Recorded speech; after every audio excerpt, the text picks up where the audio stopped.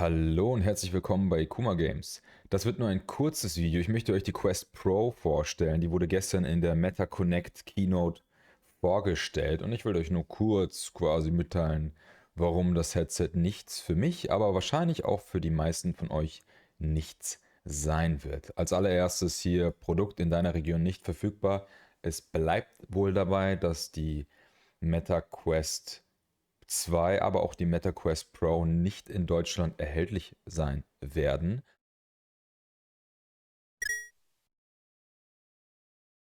Aber bevor ich weiter ins Detail gehe, schauen wir uns doch mal die Stelle in der Keynote an, wo die Meta Quest Pro vorgestellt wird. This is Meta Quest Pro.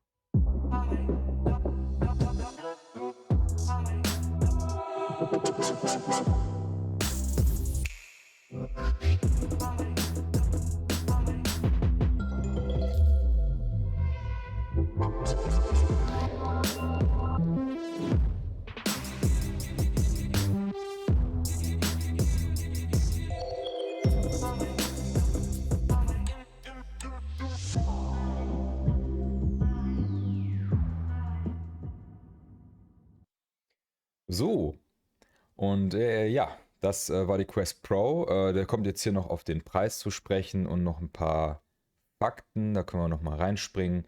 37% more Pixels per Inch und 75% mehr Kontrast.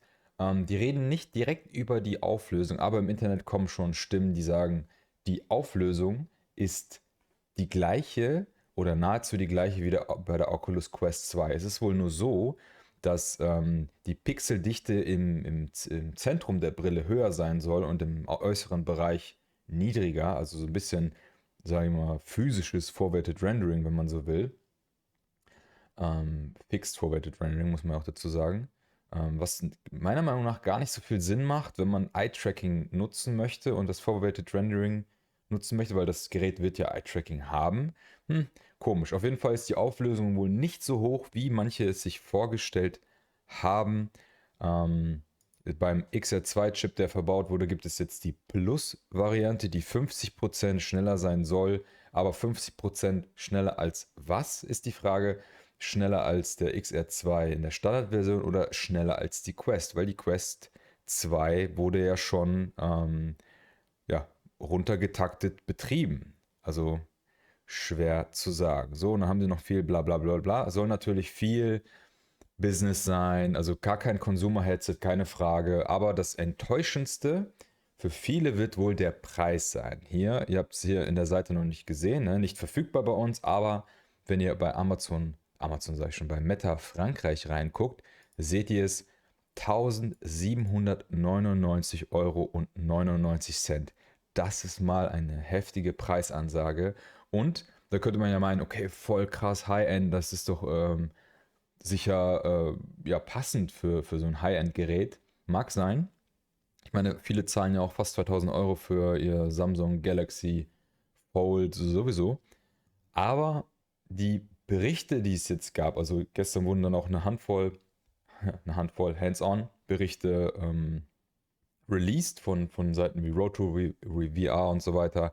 Und es macht sich so eine gewisse Enttäuschung breit. So Sachen, die ich gelesen habe, waren, das Pass-Through ist nicht so toll, wie man dachte, also gar nicht so hochauflösend. Die Farben sind auch nicht so akkurat. Es gibt sogar Leute, die sagen, die Pico 4 hätte besseres Pass-Through, hätte ich jetzt auch nicht gedacht bei so einem Preis. Akkulaufzeit von 1 bis 2 Stunden von dem Headset selbst, kein Quick Charging, also ihr müsst das Ding dann auf den Dock stellen oder hier per USB-C laden und ja, kann das Ding mal 4, 5 Stunden erstmal rumstehen, bevor ihr es wieder benutzen könnt. Das Headstrap ist natürlich fest, so bequem, wie man gehofft hatte, ist sie wohl dann auch nicht. Druckstellen am Gesicht und so weiter sind wohl auch vorprogrammiert. Was der interessant ist, sind die Controller. Also hier seht ihr mal den Lieferumfang.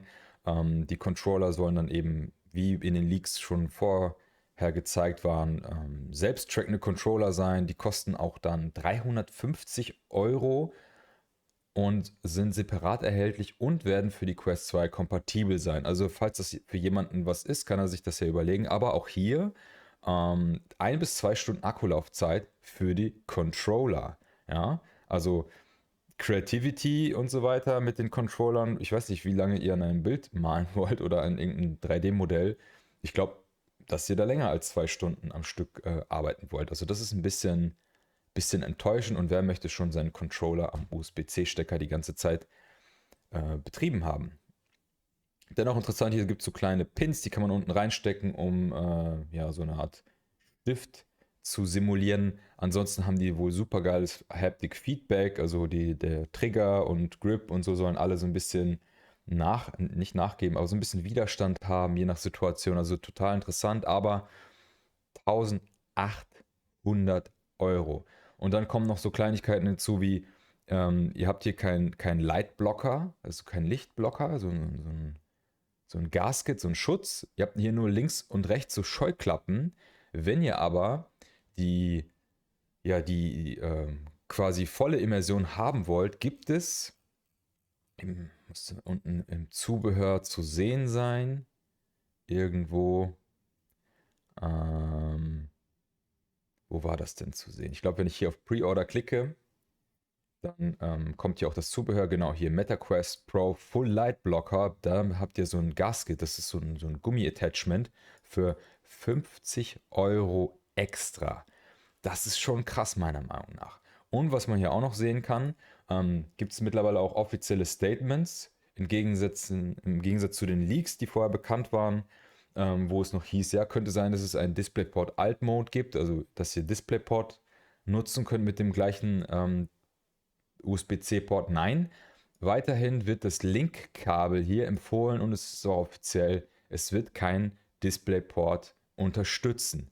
Das ist eine Enttäuschung. Für 1800 Euro habt ihr noch nicht mal die Möglichkeit, kompressionsfreies PC-VR an eurem PC zu nutzen. Ob nun für Gaming oder nicht, sei ja dahingestellt, aber ich denke auch im Business-Bereich wäre das eine tolle Sache gewesen.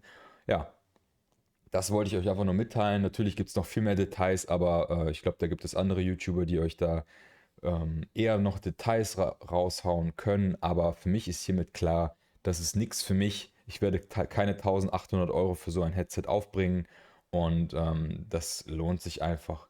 Ich glaube auch für die wenigsten generell, wenn man bedenkt, dass die Pico 4 auch in der Pro-Variante für Businesses wahrscheinlich keine 1000 Euro kosten wird. So. Und 1800, ich sag's nochmal, 1800 Euro.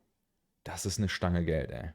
Gut, ich bedanke mich fürs Zuschauen, und wir sehen uns beim nächsten Mal. Haut rein. Ciao.